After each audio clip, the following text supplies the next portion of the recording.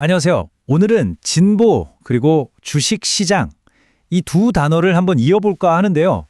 사실 언뜻 들으면 전혀 어울리지 않을 것 같잖아요.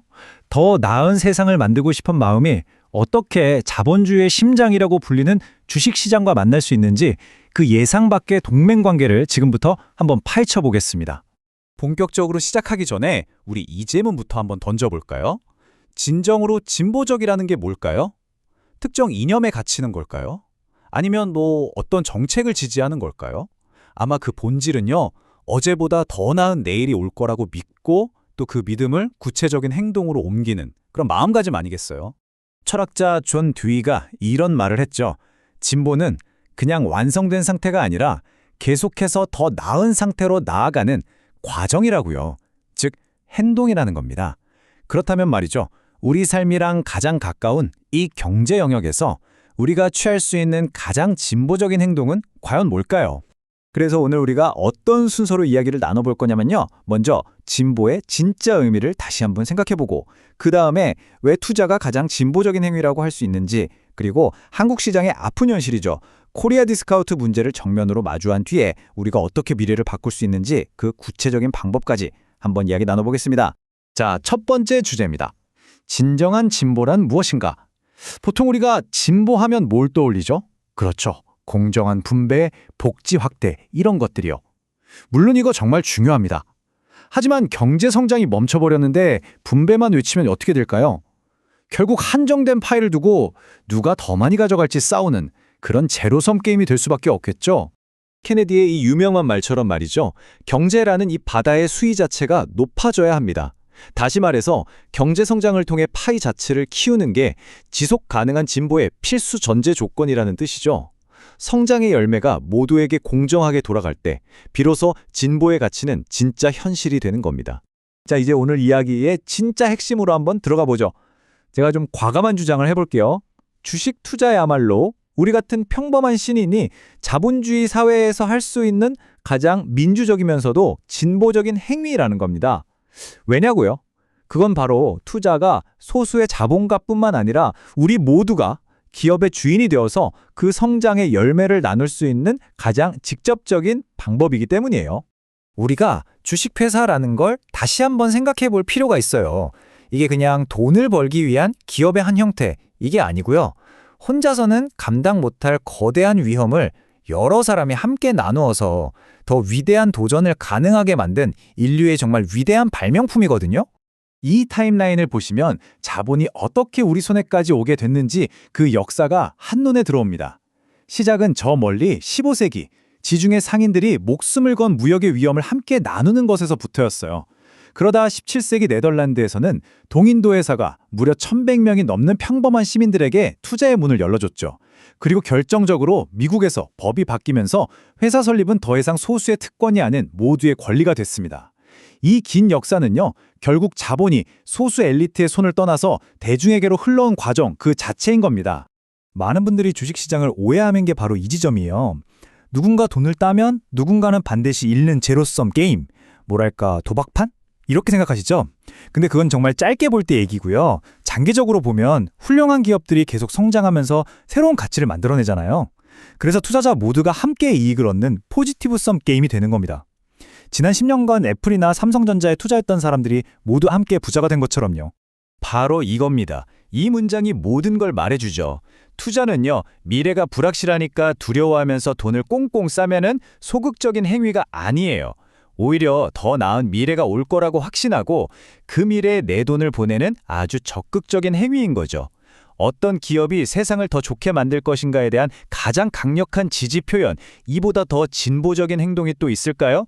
자, 그런데 여기까지 들으시면 아마 많은 분들이 고개를 갸우뚱하실 거예요.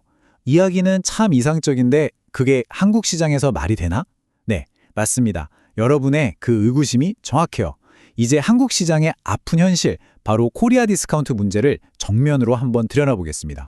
이 그래프 한번 보세요. 진짜 흥미롭지 않나요? 지난 20년간 단순 수익률만 놓고 보면 삼성전자 주식이 강남 은마 아파트보다 훨씬 거의 2배나 높았어요. 그런데 왜 우리 주변 대부분은 역시 부동산이 최고였다고 체감하는 걸까요? 왜 그럴까요? 정답은 바로 레버리지와 사용가치, 이 두 가지에 있었습니다. 생각해보세요. 부동산은 은행에서 주택담보대출을 받아서 수익을 확 키울 수가 있었죠. 또 가격이 좀 떨어져도 내가 직접 살면서 버틸 수 있으니까 장기 투자가 가능했던 거예요. 반면에 주식은 이런 구조적인 이점이 전혀 없었죠. 그러니까 국민들이 주식보다 부동산을 택했던 건 비합리적인 선택이 아니었던 겁니다. 그리고 이 모든 문제 밑바닥에는요, 더 근본적인 신뢰의 문제가 깔려 있습니다. 소액주주보다는 대주주 일가 이익을 먼저 챙기는 경영, 툭하면 터지는 물적 분할, 이게 뭐냐면 회사의 알짜 사업부를 쏙 빼서 따로 상장시켜서 기존 주주들의 지분 가치를 떨어뜨리는 거거든요. 여기에 세계 최저 수준인 배당까지. 이건 뭐 기업 스스로가 투자자들의 믿음을 계속 저버려 온 거죠. 자국민도 믿지 못하는 시장을 과연 외국인 투자자들이 신뢰할 수 있을까요? 이것이 바로 코리아 디스카운트의 본질입니다. 자, 그럼 이 답답하고 절망적인 상황 어떻게 바꿀 수 있을까요? 포기하고 다시 부동산에만 매달려야 할까요? 아니요, 그렇지 않습니다. 문제의 핵심에 답이 있어요. 우리가 그냥 수동적인 관찰자가 아니라 기업의 능동적인 주인으로 나설 때 바로 그때 변화는 시작됩니다. 미국의 4101K 제도가 정말 좋은 예시가 될 수 있어요. 이게 그냥 평범한 연금 제도가 아니었거든요. 매달 월급의 일부를 주식이나 채권에 투자하게 만들어서 미국 국민 전체를 투자자로 만들어버린 거대한 사회적 시스템이었던 거죠. 이 차트가 그 결과를 딱 보여줍니다. 보세요. 401K가 도입되고 나서 미국 가계자산에서 주식이 차지하는 비중이 폭발적으로 늘어났습니다. 이게 뭘 의미하냐면요. 기업의 성장이 곧 국민 한 사람 한 사람의 부의 성장으로 직접 이어진 거예요.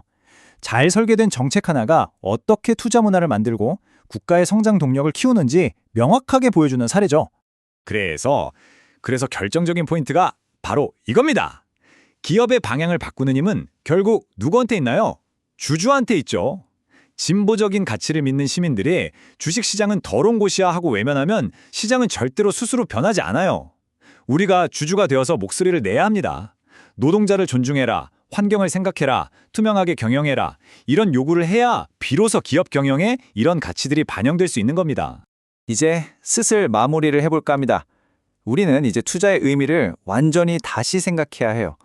단순히 내 돈을 불리는 행위, 그걸 넘어서서 우리가 원하는 미래를 만들어가는 가장 현실적이고 강력한 방법으로 말이죠. 이 문장이 오늘 제가 드리고 싶었던 모든 이야기를 하나로 요약해 줍니다. 더 이상 투자를 할까 말까 망설이는 단계에 머물러서는 안 돼요. 이제는 어떻게 투자할 것인가, 어떤 기업에 우리의 자본을 보내서 세상을 긍정적으로 바꿀 것인가, 이걸 고민해야 할 때입니다. 결국 투자는요, 우리 사회가 어떤 가치에 돈을 쓸 건지 그걸 결정하는 집단적인 선택인 거예요. 우리의 돈이 모여서 어떤 산업에 힘을 실어주고 어떤 기업의 혁신을 응원할지 결정하는 아주 강력한 투표 행위 같은 거죠. 결국 선택은 우리 몫입니다. 불확실한 미래를 그저 두려워하며 현금을 장롱 속에 쌓아둘 것인가, 아니면 변하지 않을 가치를 믿고 더 나은 미래를 만드는 기업에 우리의 자본을 보낼 것인가. 여러분의 선택이 곧 우리 모두의 미래를 결정합니다.